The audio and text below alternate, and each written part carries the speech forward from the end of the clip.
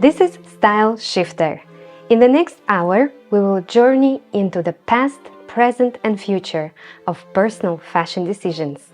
My name is Daria, and every week you and I will embark on a time machine that operates on self-awareness and stylistic solutions. Our destination? A place from which you can shift from style insecurities towards more confident fashion choices.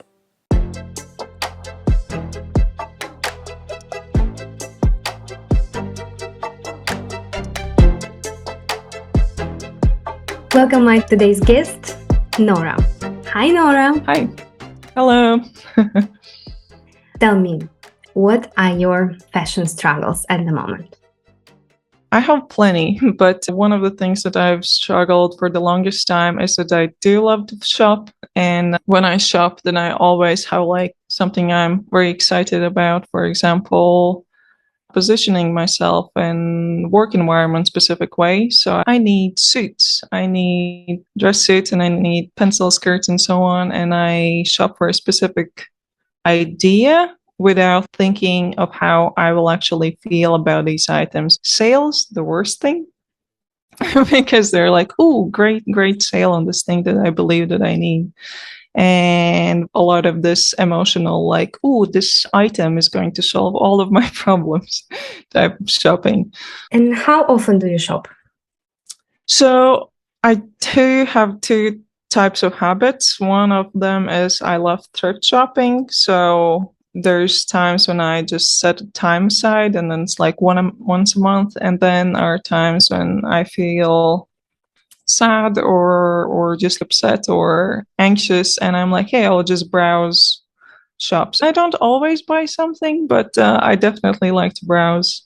And nowadays, online, you can online shop anytime you want. And I don't always buy something, but I definitely browse stuff at least once a week, if not more. Thank you for your honesty. I have a very interesting checklist in my hands with some questions that will help us understand if your shopping habit is a problem. Oh, okay. Would you like to do that? Yeah.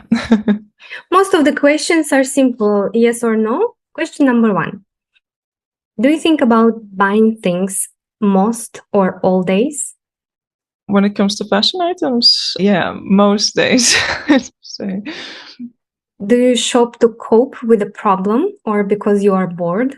Yes. Do you find that you experience anxiety before you shop, followed by relief after you shop? Yes. After you buy an item, does the excitement quickly wear off? It gets quicker and quicker the more I buy. Mm-hmm. So, yeah. Do you feel guilty about your purchases or hide them from others? I live alone, but I definitely feel guilty if someone is like, oh, I've never seen that item before. And I'm like, oh, I had it. You just haven't seen it. It's new. Have you ever told yourself that you will never buy again? Well, like, for example, a period. I'm like, I won't buy anything for 3 months or something like that. I've done that. Yeah. Was it successful? No. No. When you shop, do you often find that you spend more or buy more items than you had intended? Yes. Do you buy things you normally would not because they are on sale? Yes. Do you have a shopping wish list?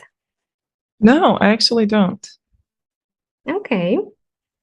We have a no.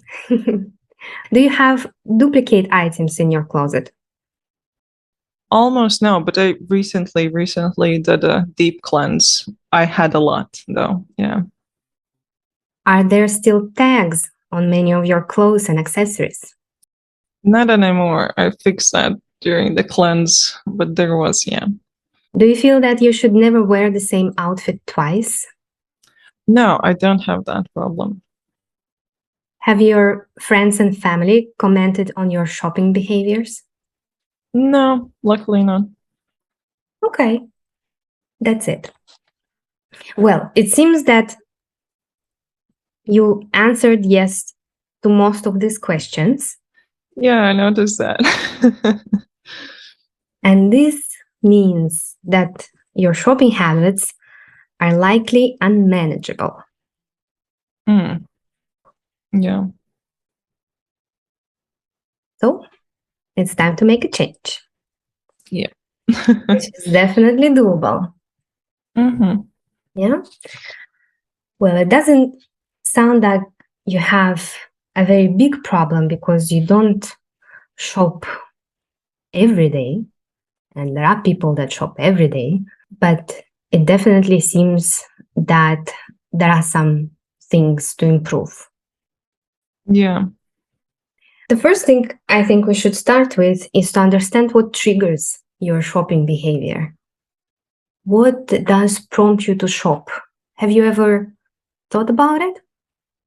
Yeah, I've thought about it. And to me, shopping and browsing items online and in stores, like feeling the textures, the colors, it takes away your mind. So it like takes all of your attention. And if there's something back in your head that you cannot handle, some kind of issues at work or something, you can for an hour like knock out your brain, just have some freedom and relaxation of sorts. And of course, if you stumble across an awesome item, then you gotta get it. Yeah, exactly. Well, it's a very common problem, especially now that clothes are so affordable, easy to buy. They are everywhere around the corner online. It costs very little. We have thrifting now. Thrifting culture is also kind of damaging our Yeah. shopping behaviors. And we often buy things not because we need them, but because we are really trying to satisfy our deeper needs. So we might be feeling lonely, unhappy, unfulfilled, or just looking for distractions. Like you said, maybe you had a bad day at work and it's so much nicer to go to the shop and see all the colors, all the designs, touch the fabric, right? Or maybe there are some deeper things that you've never thought about because shopping can temporarily help us feel better and avoid facing this complicated emotions. Yeah. It's important for you to understand what exactly are you trying to cover up with shopping, even browsing or buying new clothes. So what prompts you to shop? So observe next month without making any changes. So you still can buy things, right? But you should understand what triggers you to go shopping or to go browsing and putting things in a cart. So maybe it can be something happened at work. Maybe you don't feel satisfied, you feel sad, and you need to constantly make yourself feel better. Or it can be the other way around, that you can feel happy and you want to reward yourself for that. Yeah, this is very important because without understanding the trigger, you can't fix the problem. Yeah. Yeah. Yeah. If you think now about the past month, or maybe let's be even more precise and think about your last purchase. When did that happen? The last thing I bought was for the Barbie premiere because I wanted a costume for it. So I feel like that's justifiable. But before that, I remember, I'm sure were some times in between, but I remember one specific time where me and my partner are going to couples therapy where we had a very interesting session and it ends at 7 and I had 1 hour to get to the shop that I like so that I can shop and at least like relax to some extent, which when you think about it, it's like, oh no, I have to make it in time so I can. It's like a bit of an addict, definitely. Well, okay. So you went shopping after the therapy session. Yeah, exactly. Because it was stressful and I didn't want to think about it, I think. And just, yeah, to, Do you think yeah. you wanted to just distract yourself or you wanted reward yourself? Distract and like get it out of my head. Or the discussions that were there, just like, you know, And what did you clean buy? slate sort of. What did I get? I think I got a bunch of things. It was a thrift store, so it wasn't super expensive. Linen pants that I actually like and I think I will work with. But there was also a light white shirt, which I thought it's gonna work for work, but it's super bright white and it doesn't really always fit with my outfit. So I promptly donated it again afterwards. So that didn't work out long term. That's interesting that you donated immediately. You do that often? Yeah, there's, I think in most of Europe, there's super convenient donation bins specifically for textiles. So at least I don't feel like I'm throwing it out. At least it's being reused in some sort of, because the items get sorted and reused. So it makes me feel slightly better, but I understand it's not really, someone else could have bought it and actually used it in the shop. So it's not actually great. Did you feel guilty after you bought all these things? Yeah, not great because it was very much like, oh, great quality item for great price. Therefore, I'm gonna take it. And like afterwards, I'm like, why? I have space in my closets because I cleaned it out, but I specifically removed a lot of hangers. You don't have the position where to place it. And then I'm running out of hangers again. And I'm like, I don't like this feeling. I see it like cluttering up again, and I don't really want to get back there. So you've decluttered recently? Yeah, like May, start of June, something like that. The whole Marie Kondo situation where you pick every item and does it spark joy? Yeah, that one. And did you get rid of a lot of things? So much. Yeah, so much stuff. How did it feel to get rid of all the stuff? Actually quite relieving, and it's crazy how much I got rid of and how much I'm not missing at all. I don't even remember most of the items I got rid of. It's just weird how many stuff I'm capable of accumulating around me without even noticing. And I'm not like a hoarder. If you go in my apartment even before, it's quite, everything's fine. It's not like crazy, but still every single drawer and so many items that I don't actually use. Do you usually wear what you buy? Or half and half, or just 1/3? Or at that point in time, I think it was like maybe 20% that I was wearing on circulation. And then, okay, sometimes there are like festive items, and obviously I don't wear them daily, but some items I'm like, wow, this is such a cool item. Cannot let go of it, but also there's some reason why I'm not going to wear it. And I just keeping it, and for some, I don't know, reason. So a lot of those items I let go for, I don't know, why was I holding on to them so many? Yeah. and when you shop now, after all this work you did with decluttering, do you consider what you already have to create outfits? Or is just again the same old story that you see something on a discount, you buy it, or just caught your eye and you think like, I'll figure it out in the future? I think it's getting better because I've kind of figured out what's the look that I like, kind of figured out the colors I like and the shapes. So both the shapes I like and that kind of complement myself, because I'm really, really tall, like 6 feet tall. So I had tons of very cool shirts, button-up shirts that were just too short in the arms and stuff. Nowadays, for example, I stumble across one of those when shopping and I'm like, wow, this is perfect. But I do my arm test and I'm like, nope, it's just not going to work. I won't wear it because I feel uncomfortable. I already have a couple of things that I check in. wet, but yeah, some things still kind of get through. Let's get back to the plan. So how are we going to deal with your shopping habits? So first you said you need to identify your triggers.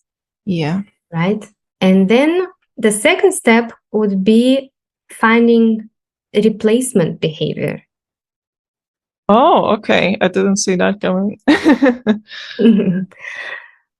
Okay, so what can that be? For example, a good way to deal with this would be to create a monthly budget that allowed only a small amount to be used specifically for shopping. Okay. Yes. That sounds easy. Sounds easy, but it might be challenging at first. Well, you allocated small amount of money for shopping. Even though it's a small amount of money, it doesn't mean that whatever you buy should cost very little. Right? Oh, okay. It doesn't mean that you have to go for some crazy deals and buy more. You have to think about what you need this month and try to fit into your budget. It could be one item, it could be two, maybe three. I don't know, depending on your resources. So that would be your second step. Yeah. Okay. Super silly question. How many items are like in this budget? Is like accessories, I don't know, like basic things, socks, stuff, like everything's in this budget, right? Okay, okay. So well, of course, there could be an emergency. Yeah, of course. That is all right, but also you have to be mindful about this emergency. It can be that you will spend this small amount of money on the emergency and that's it, and you will not be able to buy anything for yourself. Right? Yeah. Yeah. I think it's especially fun in the sense that if I have this money allocated and I save up for several months and I won't feel guilty for spending more on a single item, I think, because I do struggle with that when there's something that I like, but it's a bit more pricey. I'm like, yeah, but I can find it for like nothing elsewhere. Why would I spend actual money on it? So I actually like it. I think it might help me in several departments. Good. And it's always good to remember, especially with the popularity of movements like no buy months or no buy years or whatever, right? That it's not your case. You cannot just stop buying things because that will never work, and that might trigger even worse behavior than before. Okay. Then the third thing that you need to do is that you need to remove enablers. What can that be? Newsletters. That's a huge one. Like a shopping site newsletters, they're like, big sale, come now, buy everything. Exactly. That is very easy to do. Yeah. Another one on Instagram, we have like saved brands and shops and items. Do you have that as well? Do you do that? No, luckily I gave up social media. Good. Okay, newsletters you delete, easy peasy. What would be harder and more efficient is to leave your wallet at home. What? Oh. Yeah. That sounds crazy. Do you have a car? Do you drive a car? No. No. Okay, because you could leave your wallet in a car. Yeah. I guess I can just like plan any kind of other expenses I might have and just like keep a couple of euros on me for emergencies, but otherwise keep my card at home. I think that could totally work. because it's not how often do I need like more than 50 euros all of a sudden. Do you have any other things that prompt you to buy? For example, do you have friends that go with you? No. Luckily, I'm the only one who's like very obsessed with clothes. I work in IT, so there's a lot of guys, and they completely don't care about that stuff. I think they wear the same thing for 5 years, and they're completely content with it. So no enablers there. What about your family?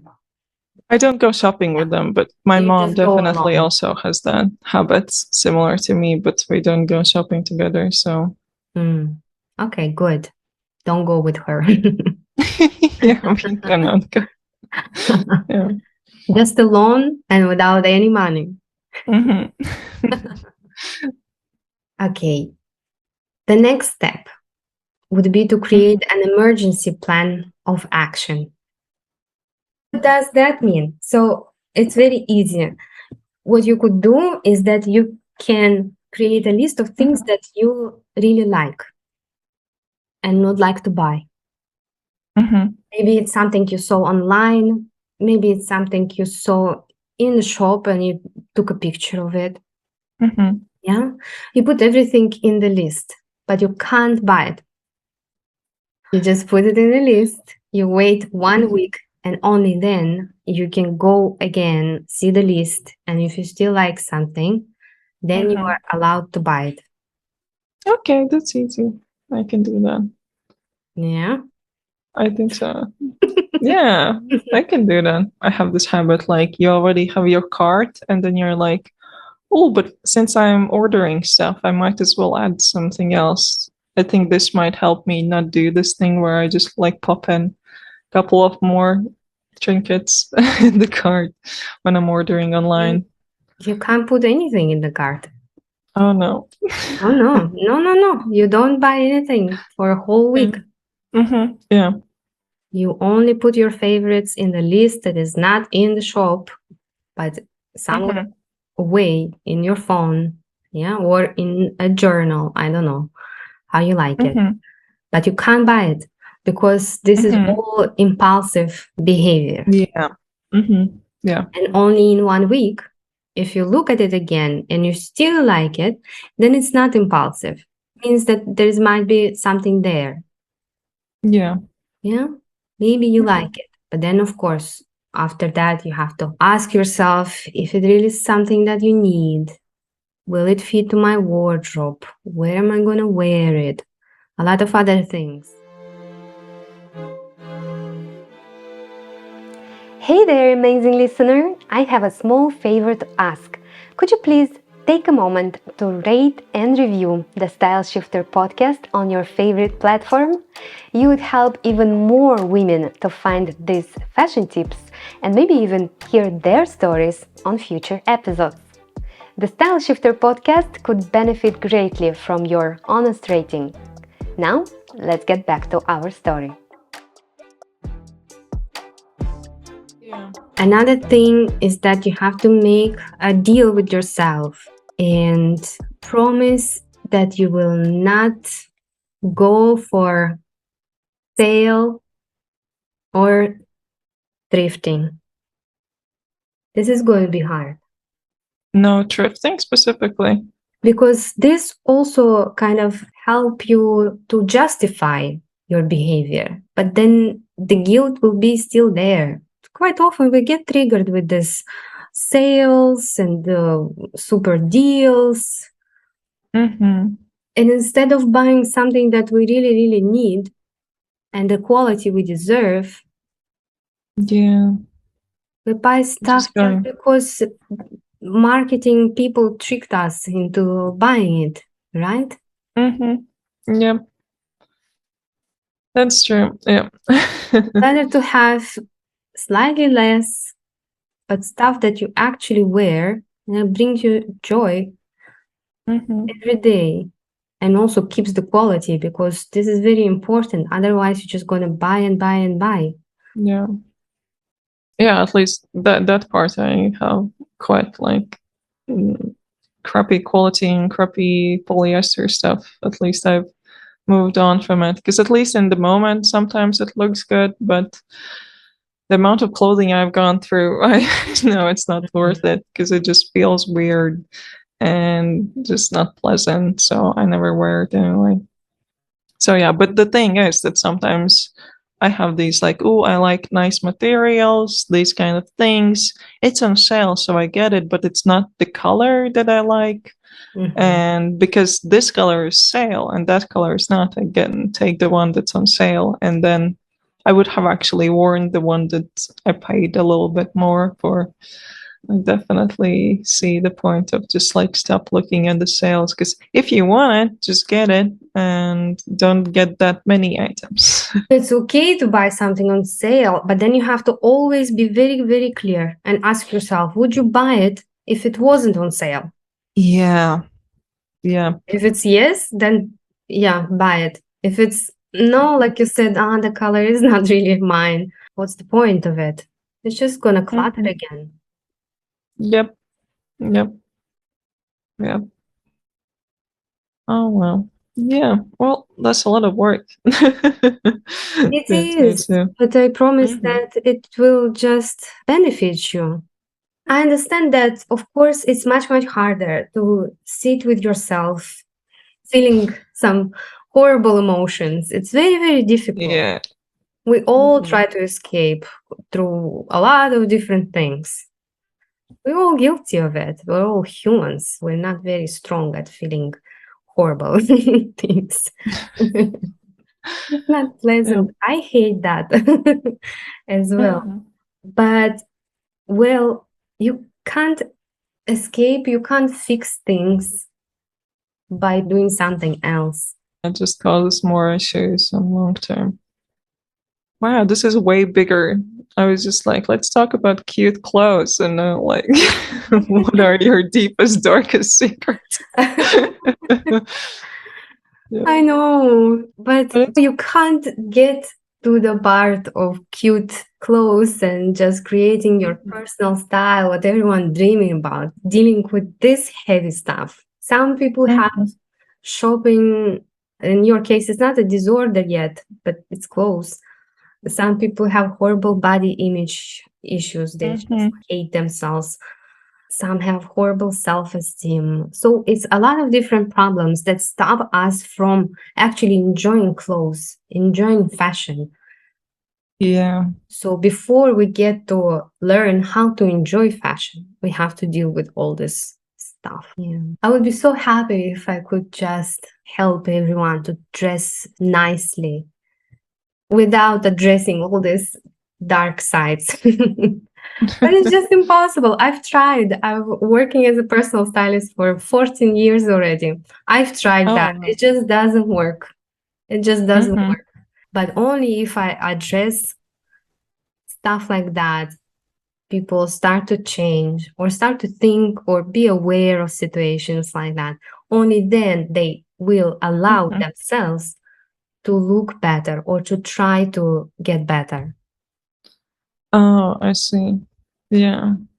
Well, I mean, this is actually kind of great, because since fashion is something I like, I actually have a reason to try to deal with the deeper issues so that I could get to having fun with fashion again.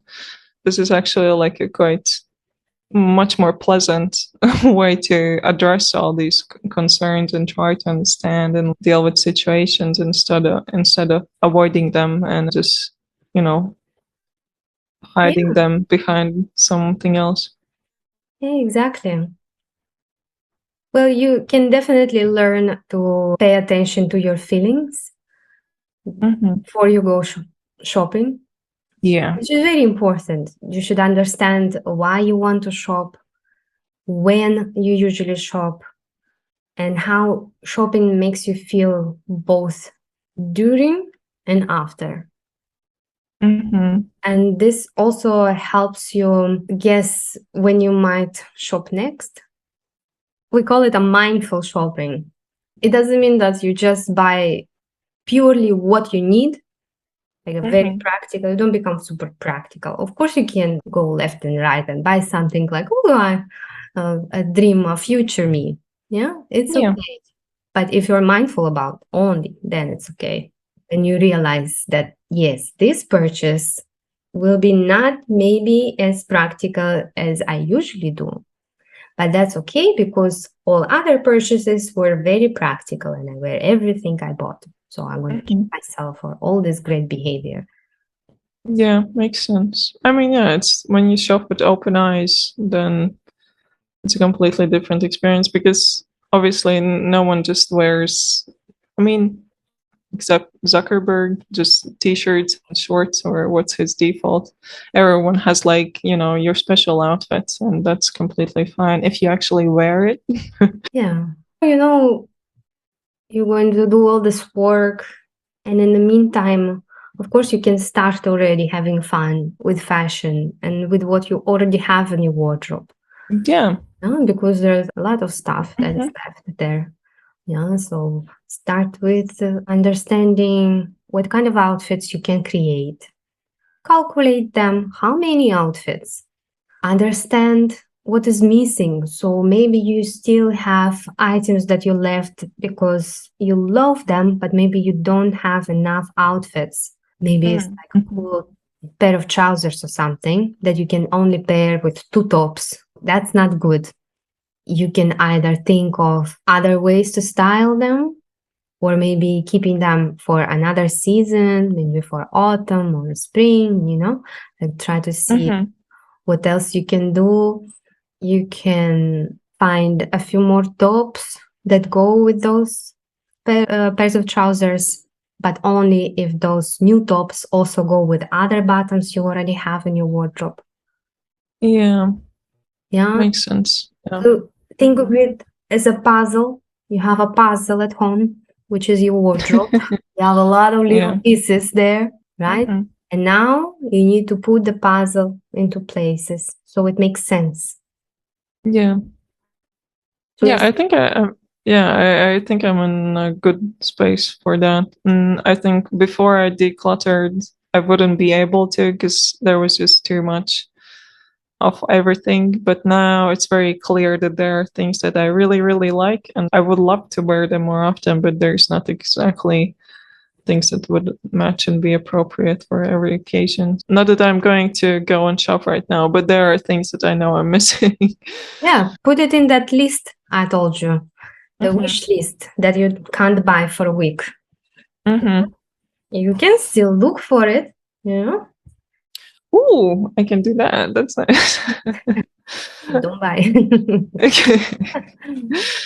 Okay. Okay. Mhm. Well, thank you for your honesty. I'm sure that a lot of women will relate, and a lot of women have the same issue. Thank you very much. Thank you for this opportunity. It was really nice to actually talk and express myself to someone who understands that fashion is more than just covering yourself. In the end of the podcast, I always like to ask my guests, have you ever had an outfit that made you feel fantastic? Yeah. The first thing that comes in my mind, I don't know if it's the most special one, but last year I presented my thesis in computer sciences, and you also have to present it in person and so on. And I found this really cool, like sleek blazer with a extended shoulder, like a sharper shoulder. And it looked so cool. I felt like $1,000,000, and I feel like I got one grade up because this outfit was so good. Well, at least I felt great. Nice. And what else? Tell me about the whole outfit. So you had this cool blazer, and then The cool blazer, and then for ages ago, I had silk top that was like somehow the perfect shade with the blazer. It was like a light sand beigey tone. And for the randomest thing, there I had these Sandtone jeans that looked quite presentable, and they just fit perfectly with everything. So it's like monochrome, sandy type of deal, like very light, very breezy outfit, but also smart. Yeah. yeah, sounds cool. Sounds cool. So Now, I want you to keep in mind that feeling you had, that the stuff it gave you. You said like $1 million. And then whatever you buy in the future should always give you that feeling. Wow. Okay, that's a high that's a high requirement. But yeah, okay. I would love it. And every day when I dress up, I would feel like that. That would be quite nice. Yeah. I'm sure it will. I hope it was helpful. Super helpful. It's so many tips. I have like a whole notebook here with everything. And very doable, and kind of actually this doesn't sound like it's depriving. It's more like, as you said, replacement behaviors that it's replacing with cooler stuff. So it doesn't feel like I'm on a diet, but just like an adjustment. Thank you so much for this amazing opportunity, and have fun with your new podcast. It's awesome what you're doing with your job. It's really helping so many people. Thanks. Yeah. Thank you so much. Thank you. There we have it, Style Shifters. Another journey through the fashion time machine has come to an end. I hope you found today's stylistic exploration insightful and it has sparked a shift in your own fashion perspective. Subscribe so you don't miss next week's Style Shifter episode. As always, I'm Daria, your conscious guide into the world of style shifting. See you on our next styling adventure.